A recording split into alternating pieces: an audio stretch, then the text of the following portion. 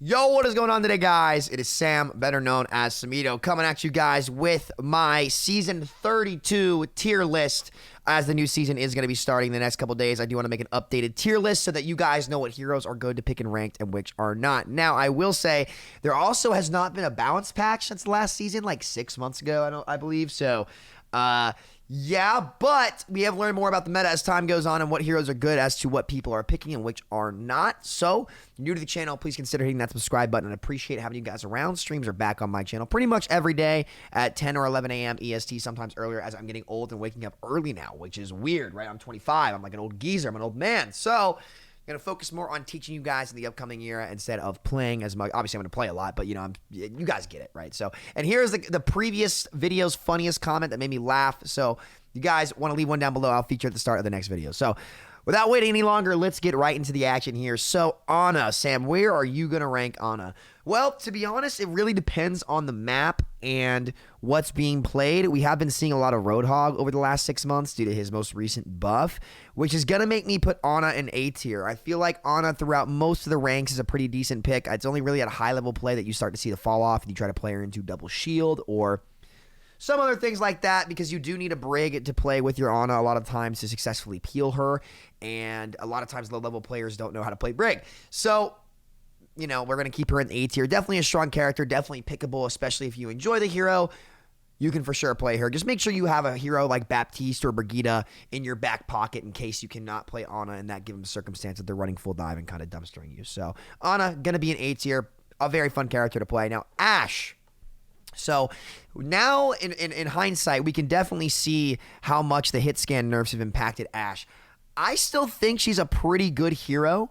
I can't decide whether or not to put her in A or B tier. If you get a Mercy Pocket, we're going to operate under the assumption that you have a comp to build around her. If you play her with a Mercy Pocket, a lot of the time she's actually going to be pretty good. Bob, really solid ultimate. Dynamite, very good. Like if they have a Brig on the other team, Dynamite's really, really strong against that. Obviously, you guys probably don't see as much Brig in your level of play than my level of play.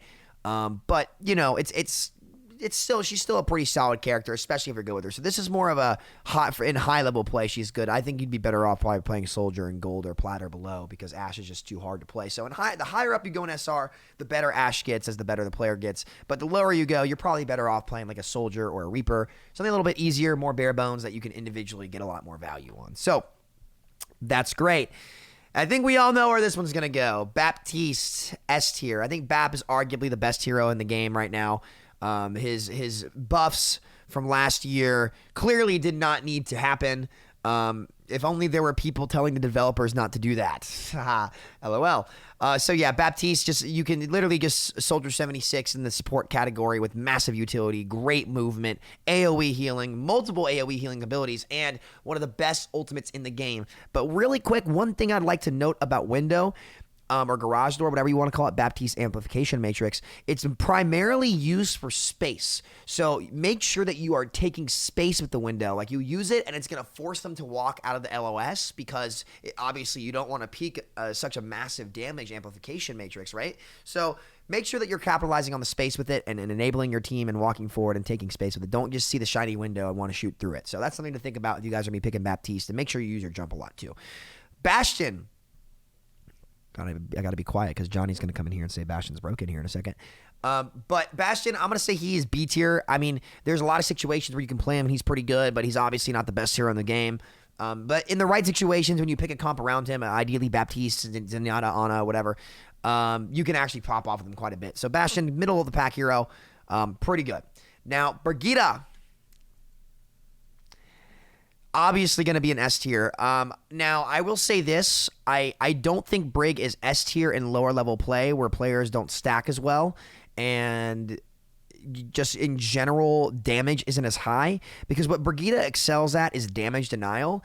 And the higher up you get in ranks, the more consistent damage comes in. Which means the more you can heal if you play her properly. Which means you build a rally faster, which is one of the best ults, if not the best ult in the game.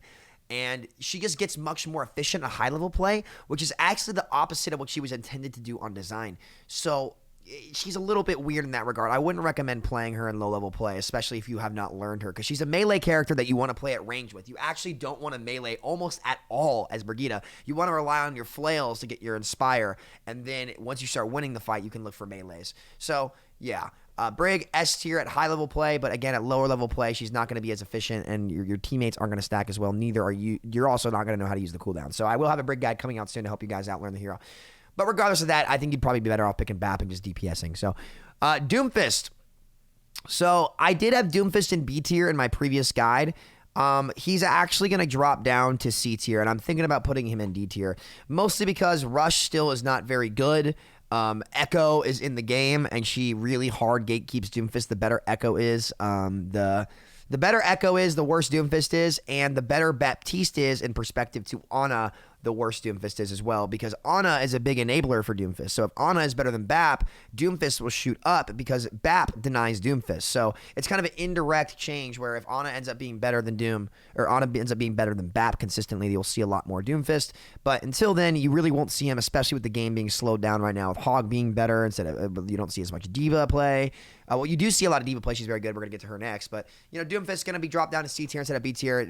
Just not really a great character right now. Consistency is the most important thing in the game, and Doomfist is definitely one of the least consistent heroes right now. So, Doomfist is going to have to give that a pass.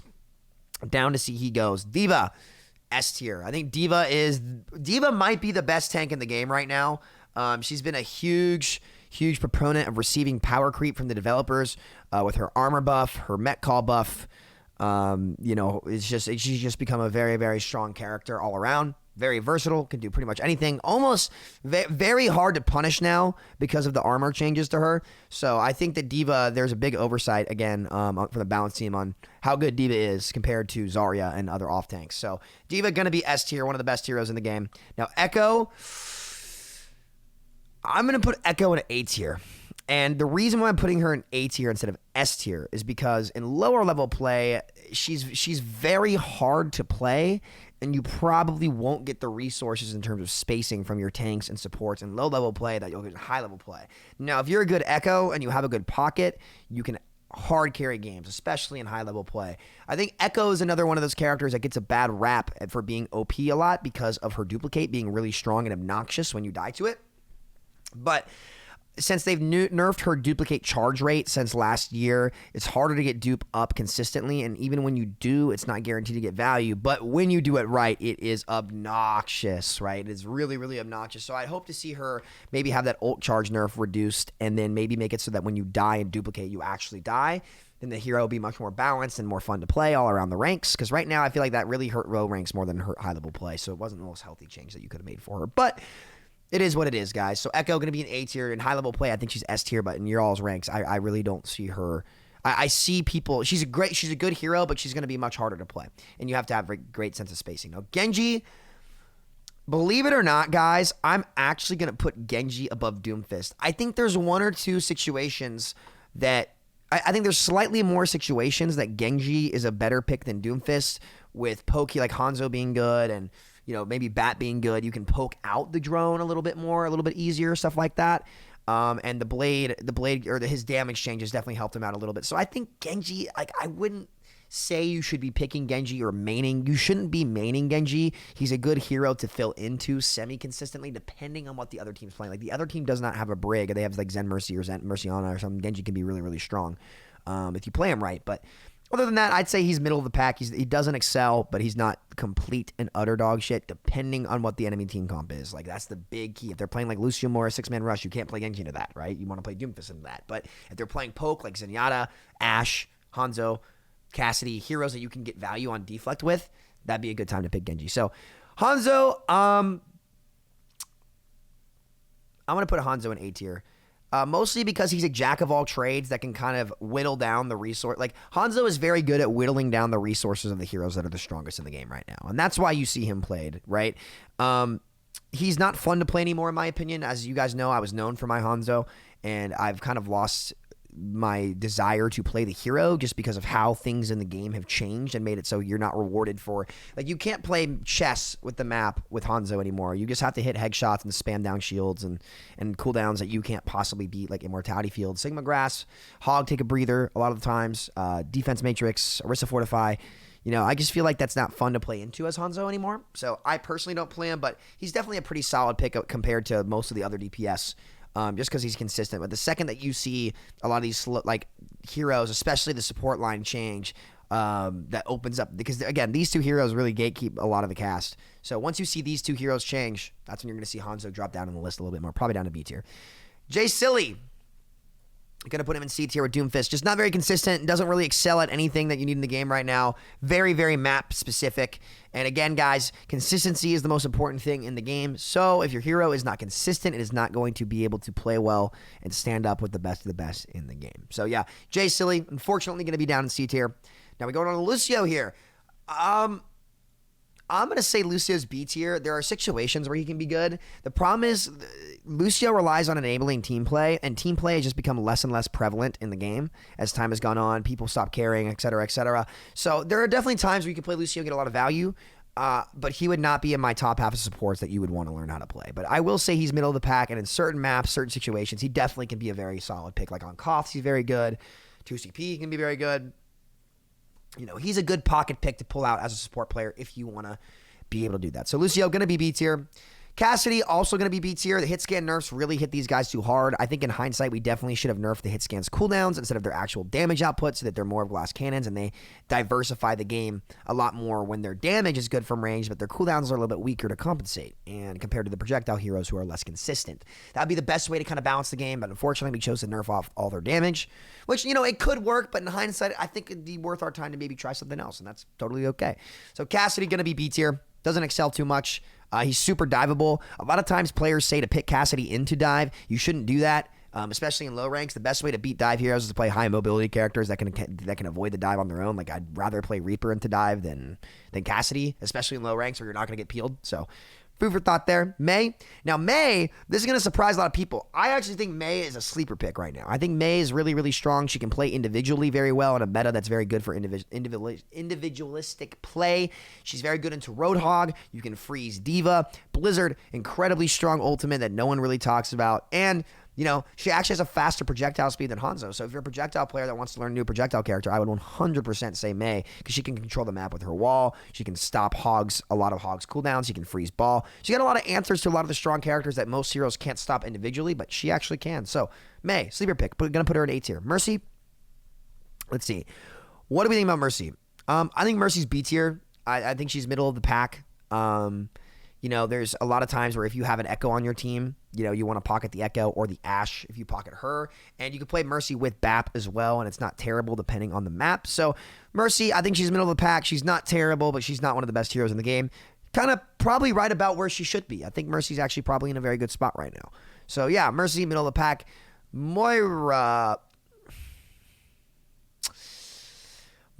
is as good as Lucio is because Moira excels in the rush meta, but I want to put her in B tier mostly because I think regardless she'll excel at low level play. At high level play though, I'd put her at C tier, right? Because you need the Lucio to be good to be played with her, and it really depends on what she's being played into. So I'm putting her in B tier. Not for high level play, but for y'all's ranks like Diamond and below, Moira can still get pretty consistent value. She has a phenomenal healing output. She's got great utility in terms of her ability to survive and brawl with the team. No other support besides maybe BAP can do that, but she does it much better than he does, especially on six-man rush comps like Lucio, Moira, Monkey Diva, or Rhine Diva, Tracer Sombra, or Reaper Doom, or something like that. Like anything like that can get a lot of value that they need a support to brawl and heal a ton. Coalescence builds incredibly fast and put out great numbers. So Moira would be in a much better spot if Brig wasn't gatekeeping both her and Lucio. So, yeah, Moira, solid pick when Brig gets put in a fair place, especially at high-level play, not low-level play like I was mentioning earlier.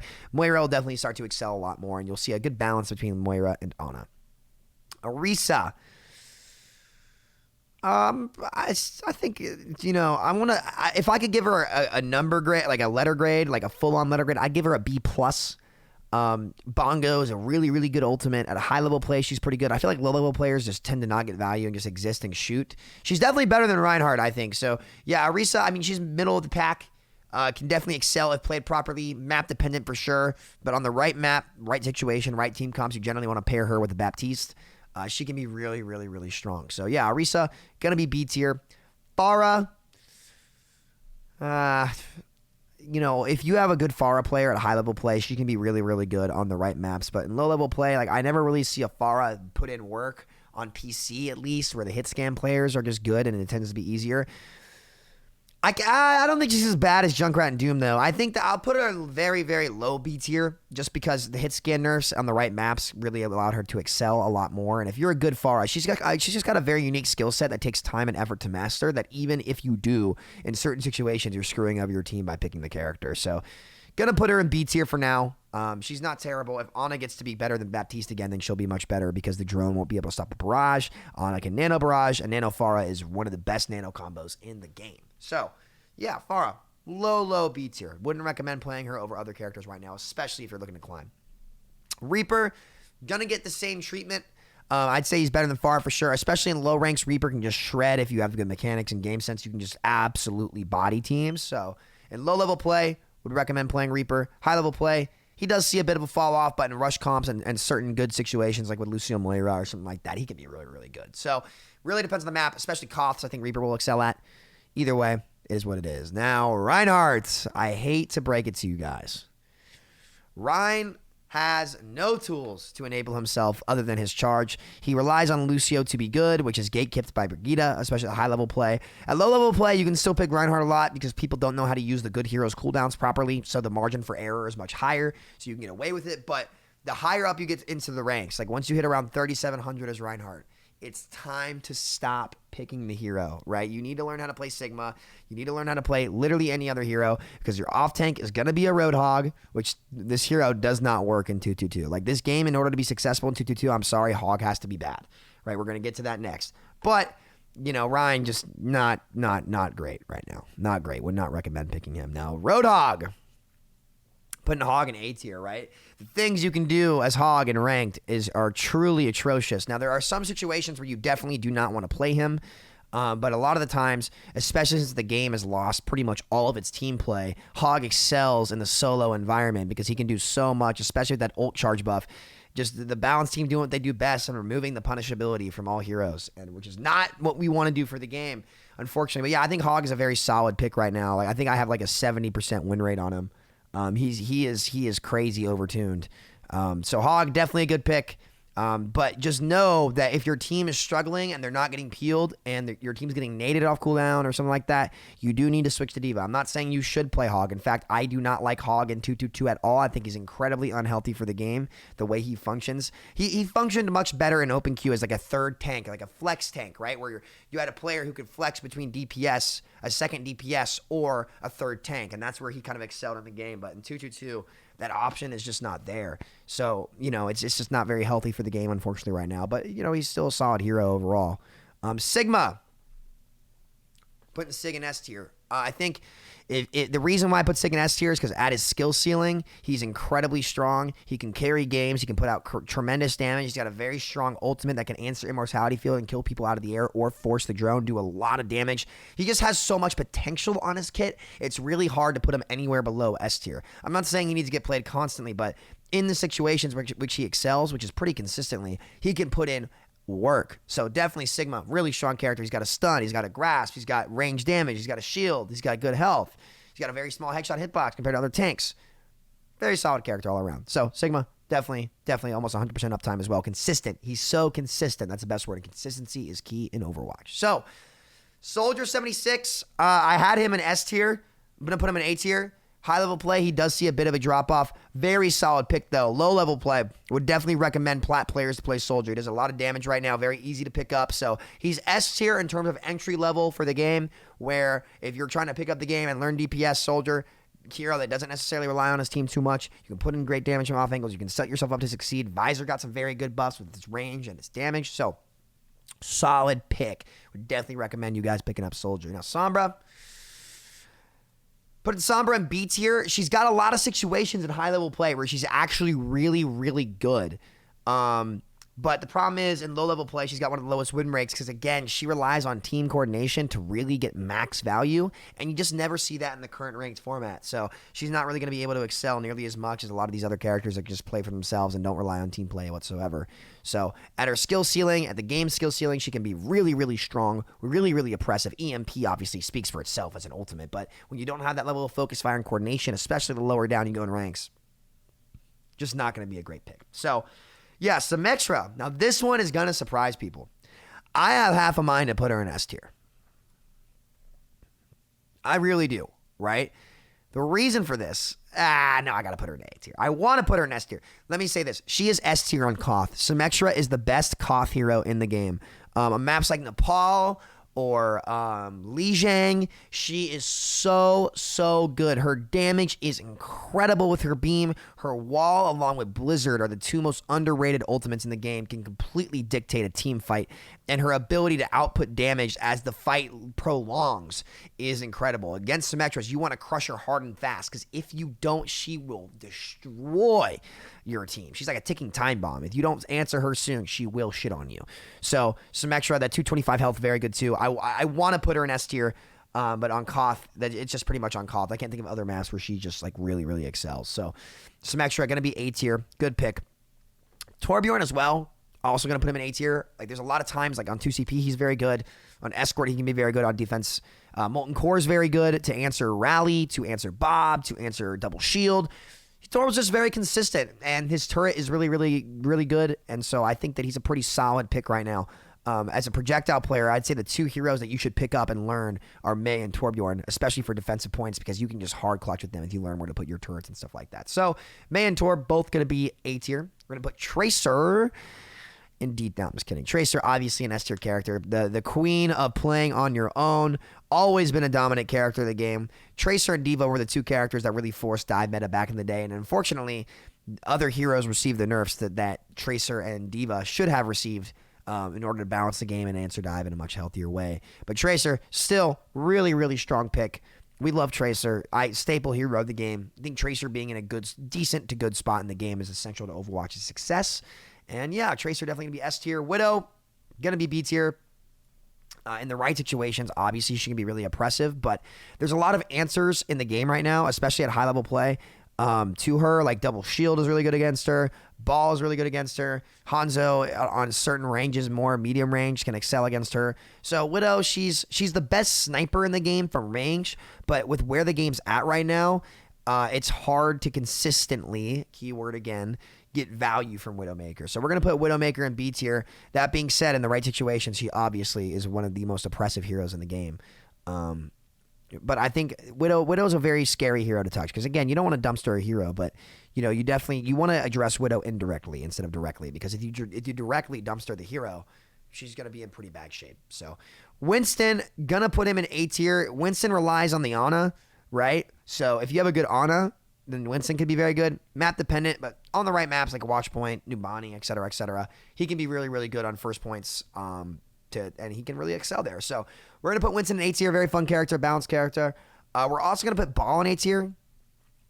I think if you know how to play Ball, you can consistently get pretty good value, especially if they don't have a Brig. If they don't have a Brig, Ball will pop off. But Brig can really gatekeep Ball if played properly, but there's not a lot of great Brig players out there. So yeah, unfortunately, I don't think that Ball is gonna put in work. And Zarya, gonna put her in C tier. There's just, with D.Va being as good as she is, it's very difficult to get value on Zarya. Zarya is one of the few heroes in the game where you can just swap a comp and just force her off and force them onto D.Va. But a lot of the times you don't see that happen because of where the meta's at right now. So yeah, I think Zarya, she's in low ranks. You can get away with playing her. Obviously, I love playing Zarya. She's my favorite tank in the game. I think that the nerfs to her were just not justifiable at all. In Asia, they play a lot of Zarya, but again, she relies a lot on team play, and since you don't see that on ladder too much, especially in North America, she's not going to be that great of a pick. And Zenyatta, I think we all know where this is going to go. S tier. And Zenyatta, obviously, incredible. I think he's got the highest damage output in the game if you include Discord, for how much damage he actually affects throughout team fights if you can spam it. gets tremendous peel from Diva, Brig, and Bap, removing his only weakness in the game. These three supports are what define the entire game, and the support role has always been what defines the meta, almost always, and if it's not support, it's tank. So, yeah, that's my tier list for the upcoming Season 32. Let me know what you guys think. Do you agree? Do you disagree? Let me know down in the comments. So I appreciate you guys watching. Make sure to click on screen now to check out the previous video, Hacking J Silly. Very, very funny, and it would really help out the channel if you did that. So thanks for watching. Catch you guys later. Peace out.